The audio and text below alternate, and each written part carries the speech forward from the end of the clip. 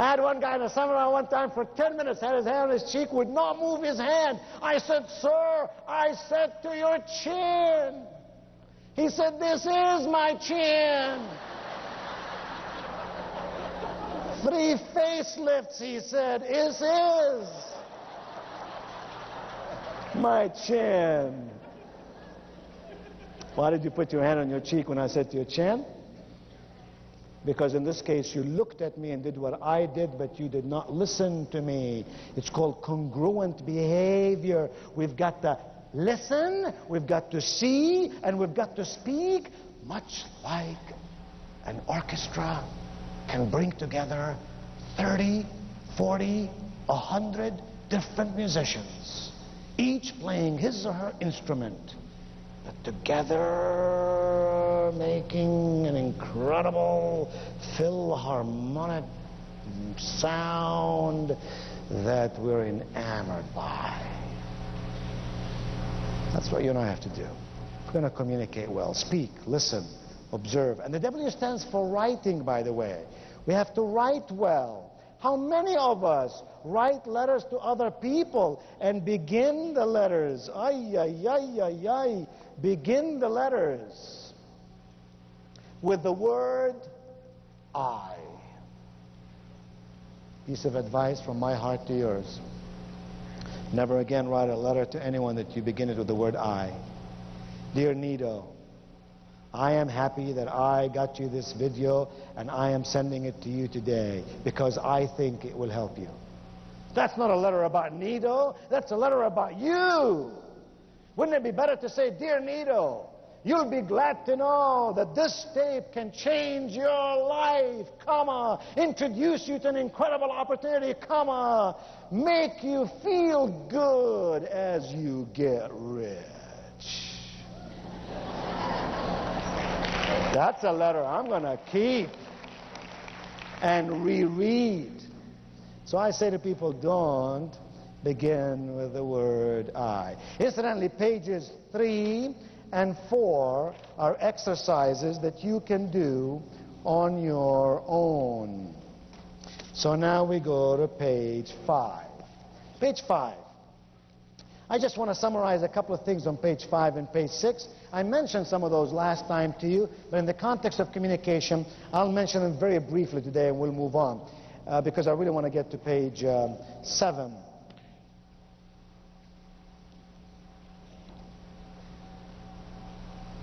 Let me, it just occurred to me that I'm not being very honest with you. And so, I got to be very honest with you. And this is serious. I have to be out of here today by 3:30. And I haven't even told Tony this, but I felt like you and I get along so well that I really haven't opened my heart to you completely. So I'm just going to say this in 10 seconds and move on. Not to bring any bad news this afternoon, but since I like you and I think you like me, then you know you need to know what's going on in my life. Since I've seen you last, regretfully, my wife has been diagnosed with breast cancer. And in the last 2 months, my life has been turned upside down. And we have 4 children at home. The youngest is 8. I know, you're surprised. But you shouldn't be. I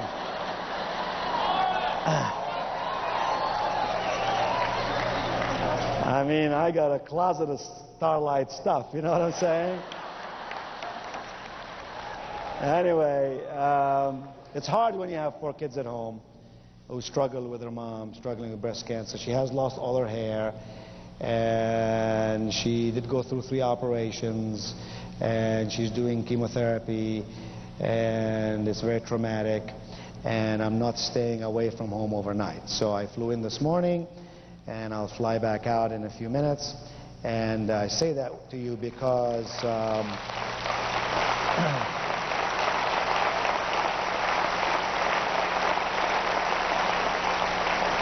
well, I'm glad you agree with me. I say that to you because I wouldn't want you to think I'm being rude, that I just come in here and then jump out of here. You see me running out of here in a few minutes.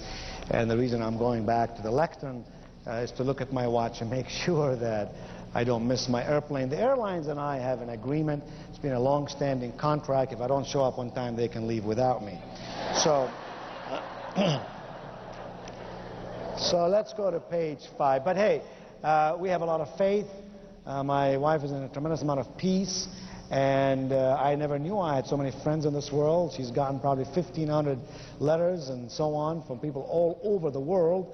And so many telephone calls, we had to hire extra people to handle just telephone lines. And I didn't take phone calls the last 2 months because I've just been so busy with other matters. And so it's really wonderful. Barbara Bush said something beautiful. She said, in this world of ours, here's what really counts. If you got faith, you got your family, you got your friends, you got it made.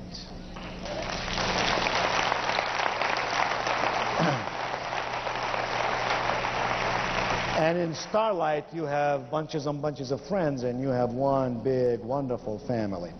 On page 5, success grows out of 4 things. I'm just going to give you those and jump over them. Number 1, a clear vision. A clear vision. You gotta know what it is you want out of life, otherwise it won't happen. You gotta have a clear vision. Number 2, I'm just gonna skip around some of these. Number 2, you gotta have a solid strategy. Go to page 6. Number 3, you have to have practical systems. And number 4, you have to have consistent execution. At some later date, I'll cover those in great detail. But for now, remember, where there is no vision, the people will perish. J.C. Penney, in his older years, said something beautiful. He said, although my eyesight may be dimming, my vision has never been greater. So number 1, you got to have a clear vision. Number 2, you got to have a solid strategy. Go over the next page now. Number 3, you have to have practical systems. And number 4, consistent execution. The greatest of ideas don't work unless you have consistent execution. All right, page 7. Page 7 makes a very important point. You really want to know how to communicate effectively with people? You really want to know how to recruit more people? You really want to know how to get more retail customers for your wonderful Starlight products? Here's the answer. It doesn't matter how much you know. It doesn't matter how much you know. It doesn't matter what it is that you can do. You know why? Because both of those are minimum requirements. If you didn't know a lot and you couldn't do a lot, you wouldn't get paid for doing it. Big deal. Knowing your stuff and doing it well are minimum requirements for a professional. Here's what does matter. How other people and what other people believe and perceive we can do for them. Nobody wants to buy pills in a bottle. Everybody wants to buy energy and youthfulness and good health. So that's what positioning is all about. How do you position yourself? 5 quick ways. Number 1, first in your own mind. You position yourself first in your own mind. Harvard University says, just came up with a study that says that 1 out of every 3 Americans, this is a terrible study, I can't believe that they would do this. It was a government-paid study from your tax dollars. They concluded that 1 out of every 3 Americans is ugly. Now, Tony, wherever you are, please take a note of this, because I'd like to really send back a message to Harvard. Perhaps you can fax it to them tonight and tell them that we did a little study here and that they're wrong, by golly. They said 1 of every 3 Americans is ugly. Take a good look at the person to your right, will you please? Take a good look at the person to your left, will you please? Now, listen to me. If those 2 looked okay to you...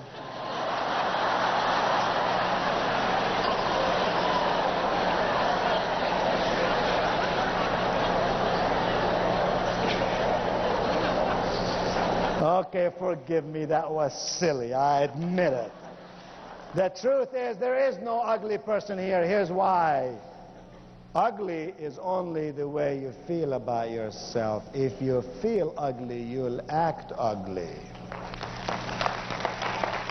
What we gotta do is walk with confidence.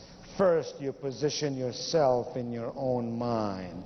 As a person thinketh in his visceral, the Bible says, so is he, so is she.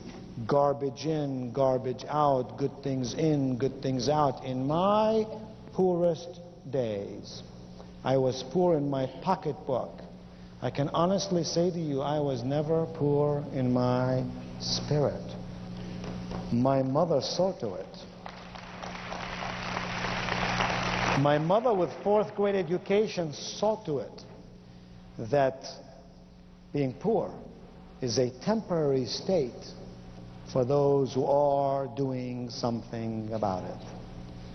Yes, first in your own mind. Secondly, you position yourself with your attitude. You position yourself with your attitude. Thirdly, you position yourself with your appearance. You position yourself with your appearance. Here's a question I'll ask you about appearance. When people look at you, what do they see? Do they see a smart person? Do they see a dumb person? Do they see a committed person? Do they see a tentative person? Do they see a happy person? Do they see a sad person? Do they see a passionate person? Or do they see a bored, unenthusiastic person? Second question, what is it you want them to see? How is it you want them to see you? Because you see, if they're not seeing you the way that you want them to see you, you're mispositioning yourself when you least need to do that. Now, I've told you earlier, I've written many books, many cassettes, and many videos, and ask for them through Starlight. They should be available through the magazine, through Starlight, so you give Tony hell. Say, Tony, I want Nido stuff, by golly, Tony. All right. All right, Tony. Get your act together, Tony. Okay, I have wonderful materials. I really do, and I'll tell you why. Because every book I've ever written and every cassette I've ever recorded came from my experience in life. I don't go to the library and research stuff. It came from the experience of an immigrant who came to America with nothing in his pocket, no language on his tongue, and no connections to open any doors for him. And by working hard and smart and by the grace of God and good friends that I hung around, I was able to build something in my life. It's those strategies that I learned that I expound upon in my own material. Let me tell you something. Number 4, you position yourself with your words. You position yourself with your words. You position yourself with your words. Unfortunately, there are people who will still use very tentative words. Ask this question. This is a powerful question. I ask me this question every day. Why should this audience listen to me today? Why should you listen to me, and why now?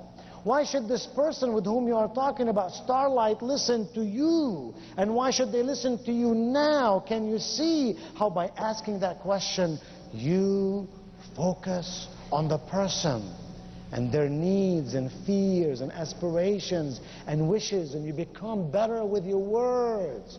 I know people who use words like I think, or I might, or I'll try. I even know a guy who says, I think I might be able to try.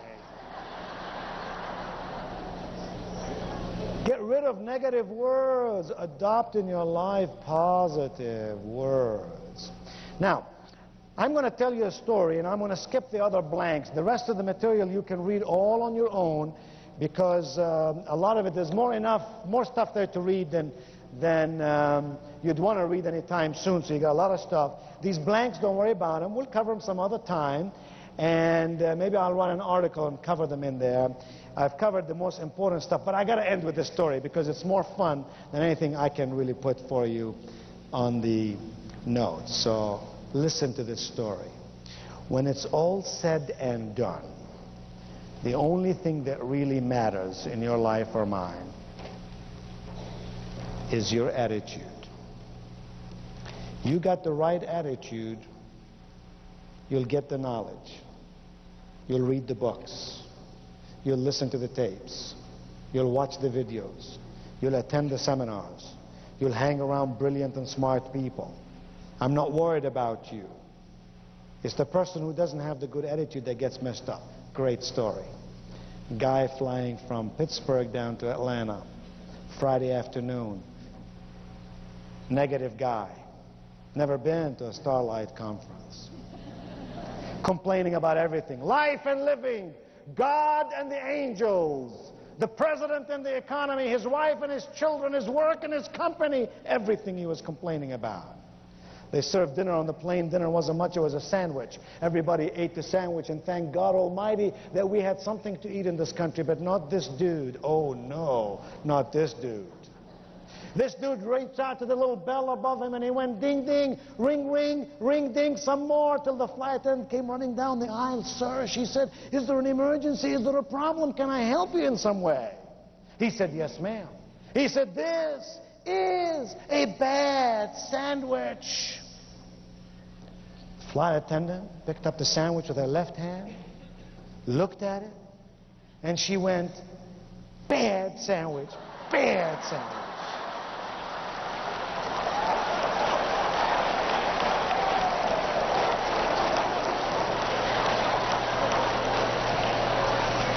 Now, I don't know about you, but I don't care how busy I was. If I were on that plane, I would have stayed on the plane till every last passenger got off. I would have wanted to interview this flight attendant. I would have wanted to say to him, man, I gotta know, how did you think of this wonderful activity? I mean, the guy was a jerk.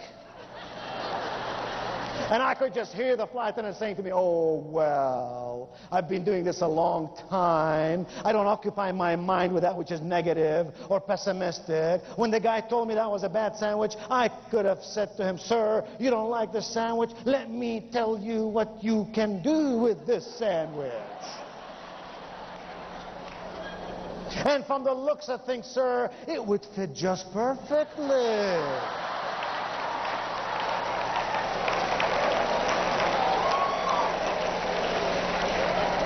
I can hear her now saying, oh, had I done so, I would have dragged my way back to the galley, and the people, my friends, my colleagues would say, what are you so mad about? And I would say, oh, God, I hate this job. Thank God it's Friday. I can't wait till I retire. I've had it up to here with all these dumb passengers.